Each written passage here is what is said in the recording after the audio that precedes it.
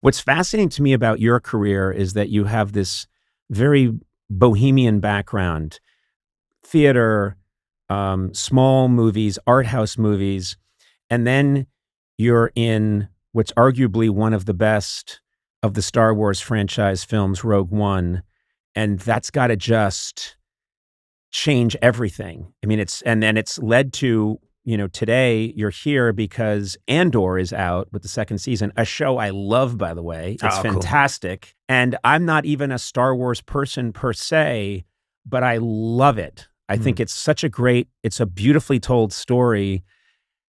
And so now you find yourself in this world of a huge international audience and the power of the Star Wars franchise behind you. It's such you weren't setting out, you weren't looking for that. No, not at all. Not at all. And also because it would have been painful. There was no room. I grew up watching these films, but I never thought I never saw someone like me there. Yep. I never thought it was possible. And I didn't even want to. Like, I was doing theater really happy. I was, when I did it to Mamá También, I started traveling with my work, and it was, suddenly I realized there was a community that it was really close to me.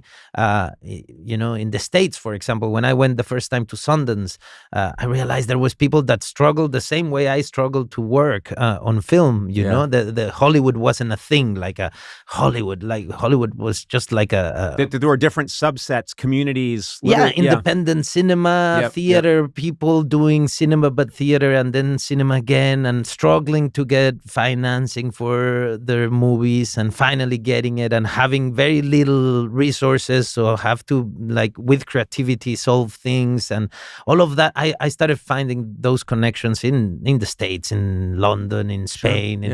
And suddenly was like, okay, great, I can keep doing what I do. And when I was asked to do Rogue One, or to go into the process of doing auditions for Rogue One, the director said to me, I want to do a film in this universe that tonally it feels very realistic, close to what you guys did in Y Tu Mamá También. And I was like, what? Are you okay, man? Exactly. Who was saying this specifically? Gareth Edwards. The director who I owe him being here talking about Andor, because he had the idea. He shot in Mexico a film. He loved it to Mamá También.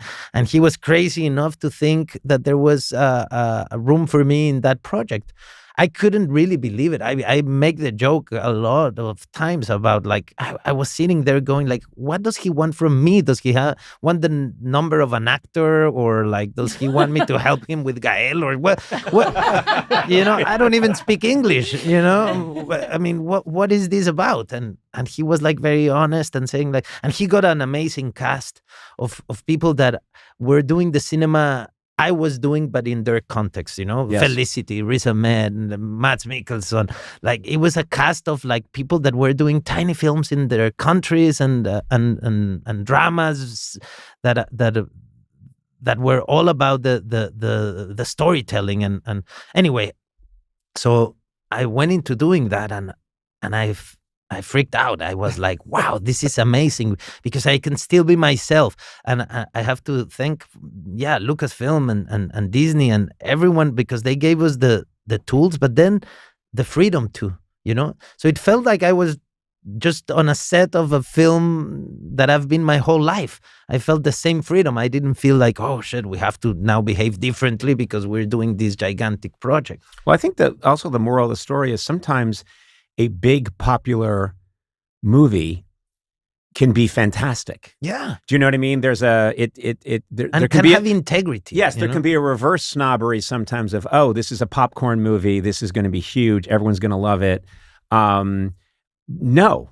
Yes, people are going to love it. A lot of people are going to see it. It's a big franchise, but and it's now this television series, and it is beautifully acted. The story is so well told. And what's so fascinating to me is Cassian, your character.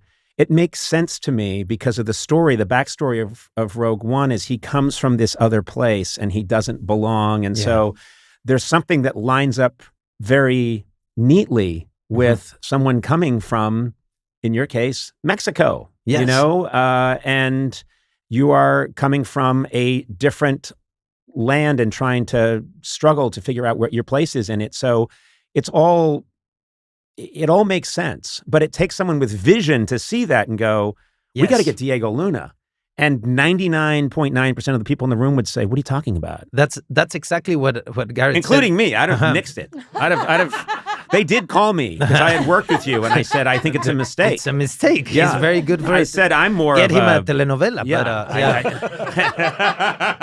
I said, I'm more of a Cassian when you think about it. Oh, okay. And they did some tests, and apparently not good. No, you don't fit in the cockpits also. They're like tiny. My head, they had to cut a hole through the spaceship.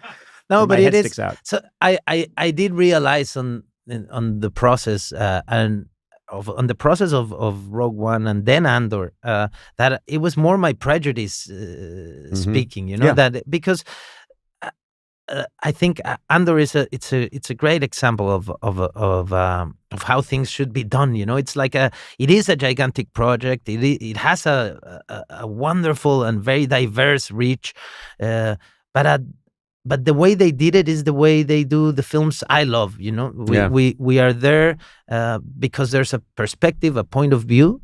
Which is the creators, Tony Gilroy, the amazing writer and producer and director that is behind this, and we're following a leader and a voice, and if you commit to that, then that's integrity. That's where integrity comes from, you know. Yeah. And then this thing can fly and be huge, you know. And obviously, we all get it. I mean, we're part of a community. People really want to see this. People really want this to be good, and they're expecting the best out of you, and you have to bring it. But it had that kind of like that sense of like, okay, we're working for a vision, you know, from beginning to end, and I was really pleased, and then many people like think your life changes because of being part of a project like that. Right. And it's true, but not in the way probably that people imagine, you know. It changes because like I'm a different person. I went through a revolution myself with this project. I'm part of a community. I got to work with people that are as talented as it gets, and I got to learn. But then you go back to your life, and your life is the same. Yes. You know, I go back and I want to do a tiny little film about this particular event or character, and I don't go out there and find money to do it. And, you know, they'll go like, oh, no, that one, no, not for that one. You know? Yeah.